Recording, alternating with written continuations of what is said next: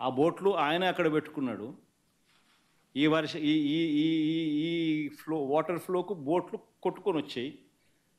మరి ఆయన 4 నెలల కాలంలో ఆయన 4 నెలల కాలంలో ఆయన పెట్టుకున్న బోట్లు కొట్టుకొని వచ్చి ఆ బోట్ల వల్ల ప్రకాశం బ్యారేజీ మునిగిపోతుందంట.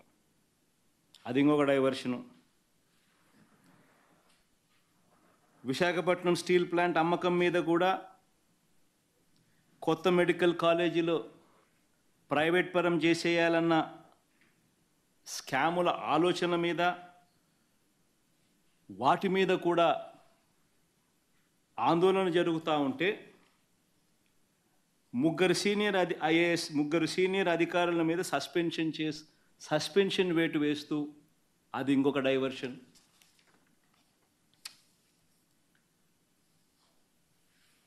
చివరికి 100 రోజుల పాలన మీద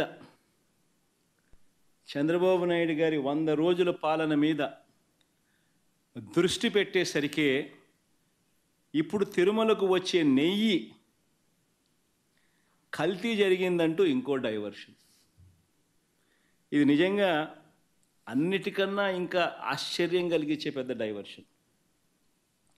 ఎందుకనంటే చంద్రబాబు నాయుడు అనే వ్యక్తి ఎంత దుర్మార్గుడు, ఎంత అన్యాయస్తుడు అని అంటే నిజంగా దేవుడిని కూడా రాజకీయాల కోసం వాడుకోగలగాలి అని ఆలోచన చేయగలిగిన వ్యక్తి ప్రపంచ చరిత్రలో ఎవడు ఉండడు.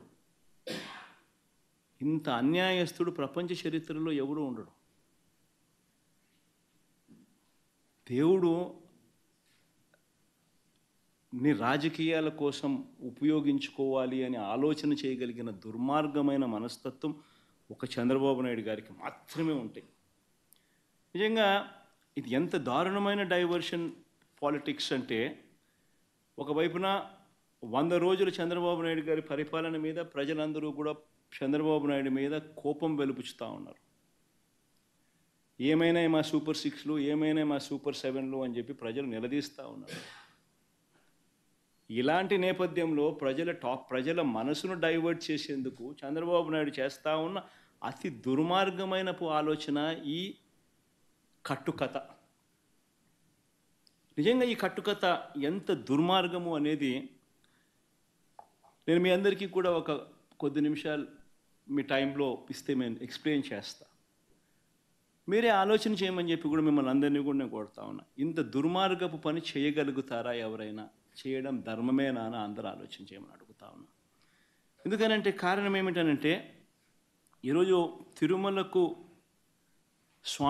స్వామివారికి వచ్చే ఈ నెయ్యి, ఈ